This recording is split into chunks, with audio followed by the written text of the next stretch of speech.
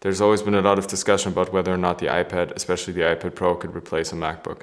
I've tried this myself a couple of times in the past, first when the Magic Keyboard came out in 2020, and most recently with the M4 iPad Pro that came out in 2024. It hasn't really worked out for me. Cars got more popular, and innovations like automatic transmission and power steering and things that you didn't care about in a truck as much started to become paramount in cars. And now, probably, I don't know what the statistics are, maybe 1 out of every 25 vehicles, 30 vehicles is a truck, where it used to be 100%.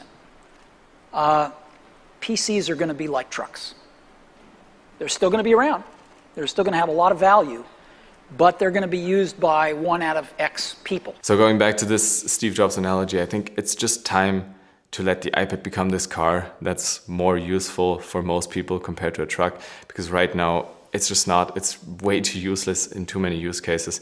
We just need to get the software to a state where it's as stable as the Mac and as useful as the Mac for like day-to-day productivity work, and just get rid of some of those minor annoyances that maybe the iPad has just collected along the way while growing from basically an oversized iPhone into this like laptop replacement platform. So the iPad has a lot of potential, it just needs to be allowed to fulfill that potential, and I think then it could become something that the Mac would have never been capable of becoming.